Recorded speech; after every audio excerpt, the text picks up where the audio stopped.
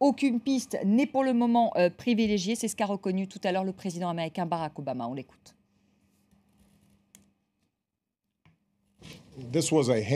C'est un crime haineux et totalement lâche. Le FBI mène une enquête contre le terrorisme. Quand des bombes sont utilisées, que des civils sont pris pour cible, c'est un acte terroriste. Mais nous ne savons pas encore qui sont les auteurs de ces attaques, ni les motifs de ce crime. Nous ne savons pas si cela relève d'une organisation terroriste, interne ou extérieure, ou si c'est le fait d'un individu agissant seul. Nous ne savons pas encore. Jack Lemer, on a expliqué pourquoi Barack Obama tout à l'heure souhaitait rester discret. Mais est-ce que ce n'est pas malgré tout une communication risquée aujourd'hui pour le président américain, celui justement qui a lutté contre le terrorisme, qui a fait tuer Oussama Ben Laden, aujourd'hui de dire aux Américains, je ne sais pas. Oui, absolument, Obama doit être prudent. Et c'est la première attaque sur le sol des États-Unis depuis le 11 septembre 2001. Donc, il faut être prudent. Il ne veut pas ajouter l'hystérie qui est déjà là.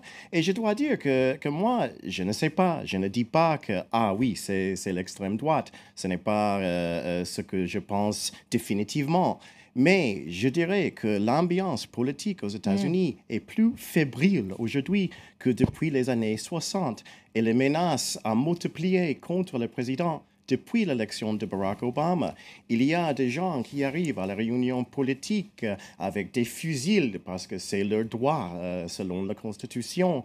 Et on a parlé de Patriots Day. Il y a souvent des affiches montrées par les membres de Tea Party avec une citation de Thomas Jefferson disant l'arbre de la liberté soit être arrosé avec le sang de tyrans et de patriotes. C'est une citation favorisée par le Tea Party et par l'extrême droite.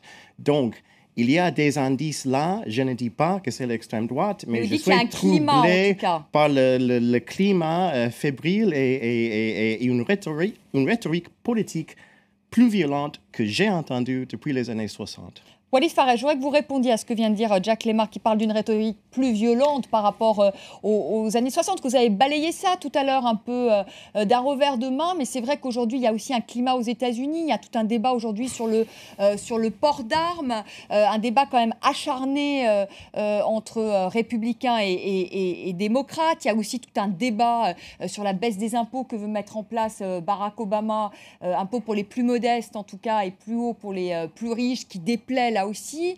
Il y a le Tea Party, la montée du Tea Party. Il y a cette campagne électorale qui a été particulièrement dure. Est-ce qu'il n'y a pas un climat aussi aux États-Unis, je vous repose la question, justement, qui pousse, qui suscite la violence? Il y a tout à fait un climat politique qui est très tendu. Mais aller de là à lier le climat à la production d'éléments d'extrême droite qui agiraient à cause du climat, c'est aller un peu loin à ce moment-là. Même le président ou les chefs du Congrès ne sont pas allés à ce point-là. Il est certain qu'il y a toujours deux théories. La théorie de l'extrême droite, quel que soit le climat, a toujours essayé de s'attaquer aux bâtiments fédéraux. Leur objectif traditionnel, ce n'est pas les gens en général, comme dans cette course, dans ce rallye, mais c'est surtout les bâtiments officiels, les officiels sécuritaires, etc. Maintenant, l'autre théorie, c'est que nous sommes en guerre avec l'Al-Qaïda. Et donc, il y a deux lignes. La ligne de l'extrême droite, qui est logique. Il y a aussi la ligne des attentats, pas seulement des attentats réussis. 48 attentats dans les 4 dernières années. Pas tous réussis, mais il y a eu 2 qui ont été sanguinaires. Une attaque à l'Arkansas, un soldat américain a été tué. Et le major Hassan, qui a tué 13 individus, 13 militaires à Fort Hood. C'est pour cela que, bien qu'il y ait une ambiance, d'une part, ce qui est vrai, il y a aussi une guerre de notre part. Donc pour cela, il faut être très délicat dans le fait de voir quelle est la direction générale. Quand on aura un seul indicateur, si le gouvernement va voir un nom ou une personne liée à la droite, il va aller du côté de la piste de l'extrême droite. Par contre, si on voit une personne qui a été impliquée dans cette action, qui est du côté djihadiste, on va certainement aller de l'autre côté. Moi, je suis 50-50 sur cette question.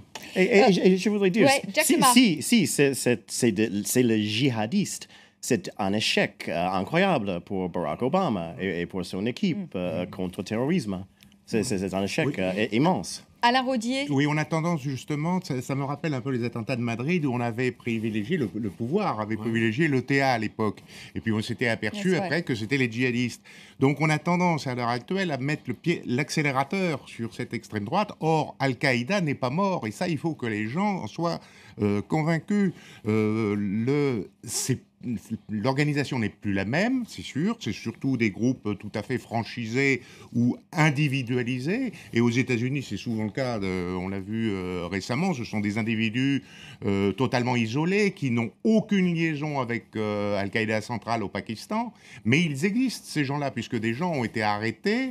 Et il y a eu donc, ça a été rappelé par notre collègue, là, il y a eu 2 attentats qui ont eu lieu où les gens avaient au moins le major Hassan avait des liaisons avec le Yémen.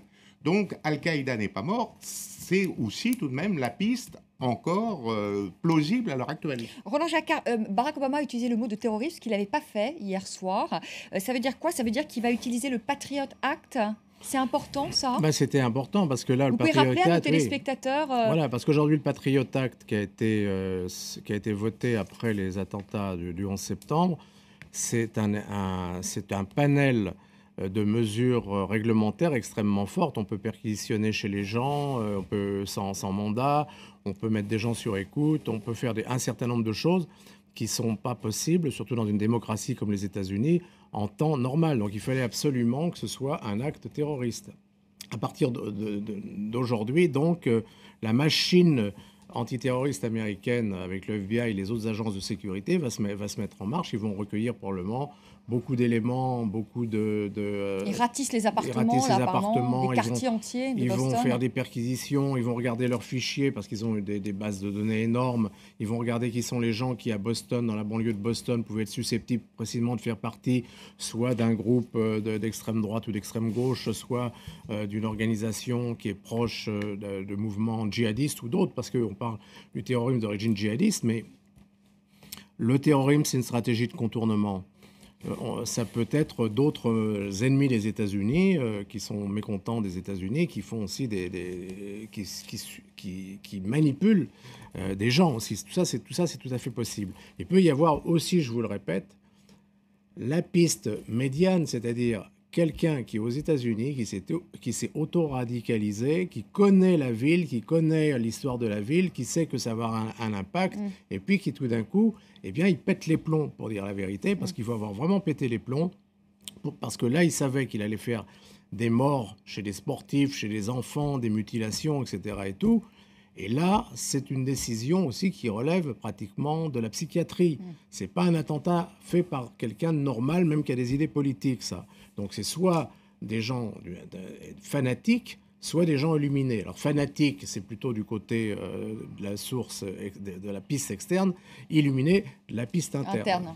Jack Lemar, justement, à propos du Patriot Act, c'est quand même une mesure, il faut le dire, qui a suscité quand même de vives critiques à l'époque aux États-Unis, parce que c'est quand même une atteinte quand même à la liberté individuelle et aux droits des citoyens quand même. Oui, absolument, mais c'est complètement accepté de nos jours. C'est complètement accepté aujourd'hui par les Américains. Barack Obama a critiqué le Patriot Act quand il était candidat. En tant que président, il emploie toutes les méthodes dans le Patriot Act. Mais je voulais retourner à votre point, monsieur, parce que Anders Breivik était un solitaire aussi en Norvège. Oui. Mais il avait une philosophie et toute une politique. Droite, et donc, il était un fou solitaire. Mais il avait une idéologie, une passion et une idéologie qui était dans ses actes. Alain Rodier, le chef de la police parle d'une scène de crime extrêmement complexe, la plus complexe qu'il ait vue. C'est quoi une scène de crime complexe? Est-ce que c'est un mot comme ça? C'est de la rhétorique? D'abord, il y a 2 scènes de crime, puisqu'il y a eu 2 explosions. Au début, il y a eu une rumeur d'une 3e charge qui aurait été découverte. Il semble que ça a été démenti. ou alors si elle a été découverte, ils le cachent bien qu'ils l'ont trouvée, parce que c'est vrai que c'est à partir d'un explosif on peut trouver beaucoup de pistes intéressantes. Scène compliquée parce que bien sûr toutes les caméras de surveillance vont être, on va observer donc les films. Il y en a beaucoup, il y en a partout des caméras de surveillance. Dans cette région. Beaucoup plus qu'en France par exemple. Il y en a plus aux États-Unis, il y en a plus qu'en France. Plus qu'en France. À tous les coins de rue, il y a une caméra de surveillance. Tous les coins, certainement pas. Mais là, en plus, imaginez-vous, avec cette manifestation sportive, le nombre de caméramans qui étaient présents, plus les amateurs, puisque les autorités ont fait appel également aux amateurs. Et on va les écouter, si vous voulez bien. On va écouter justement les autorités de Boston et les enquêteurs qui ont lancé cet après-midi un appel invitant toutes les personnes qui ont pris des photos et des vidéos à se manifester auprès des autorités. On les écoute. Nous sommes en train de traiter de nombreuses photos numériques. Nous encourageons tout le monde à continuer de nous transmettre des photos et des vidéos qui pourraient nous être utiles. Mais je ne peux faire aucun commentaire sur ce qui a déjà été analysé. Voilà ce que vous disiez, Alain Roguet. Alors, imaginez le nombre de vues qui vont être donc examinées. Mais je rappelle tout de même, dans les attentats de Londres, ça avait été extrêmement important pour identifier les terroristes qui avaient fait sauter le métro et un bus, puisque les photos des terroristes avaient été retrouvées. Donc là, avec du temps, avec beaucoup de gens qui vont examiner ces films, ils ont grand espoir de trouver une piste sérieuse. Walid Phares, les autorités américaines sont aujourd'hui en état d'alerte, on le sait, que ce soit à Washington, San Francisco, Los Angeles ou New York. Est-ce qu'on peut craindre aujourd'hui d'autres attentats terroristes sur le sol américain? Est-ce que les États-Unis sont exposés aux risques terroristes, très exposés aux risques terroristes? Précisément, je voulais soulever ce point. Il y a quelque chose d'assez indicatif dans le développement qui ont suivi l'opération ou l'attaque à Boston. Comme vous l'avez bien dit, le gouvernement américain a mobilisé ses unités de contre-terrorisme dans plusieurs grandes cités. Maintenant, la question est, si c'était vraiment extrême droite ou individus déséquilibrés, ils n'ont pas de fédération nationale de forces qui pourrait opérer dans plusieurs cités immédiatement. Donc la théorie probablement qui a été acceptée, quoique non officiellement, c'est qu'il y a une possibilité que cet acte soit suivi par d'autres copycats, d'autres actes identiques. Mais plus intéressant encore est que le fait que Paris, Londres, Rome, Madrid ont pris des mesures. Il n'y a pas d'extrême droite américaine là-bas, as far as we know, comme on dit. Donc cela est une indication que la réaction des forces occidentales, en coordination avec les éléments de contre-terrorisme américains, ont pensé qu'une des théories pourrait être Al-Qaïda et les djihadistes, sans bien sûr laisser tomber l'autre théorie de l'extrême droite. Et justement, on va écouter le ministre de l'Intérieur, Manuel Valls, qui a annoncé aujourd'hui un renforcement du plan Vigipirate qui passe au rouge renforcé. C'est avant le rouge écarlate. Roland Jacquard nous expliquera après. La France connaît une menace déjà depuis plusieurs années, notamment depuis plusieurs mois, puis avec notre engagement au Mali, donc il faut être prudent. Nous avons renforcé il y a déjà plusieurs semaines le niveau Vigipirate qui est passé à rouge renforcé, donc il faut être vigilant tout en étant évidemment attentif à l'enquête aux États-Unis. Il y a des risques d'attentats sur le sol français, Roland Jacquard ? Oui, d'ailleurs, je vais vous donner un exemple qui est important parce que quand on voit ce qui s'est passé à Boston, et l'exemple que je vais vous donner, vous allez voir pourquoi le risque de terrorisme est permanent.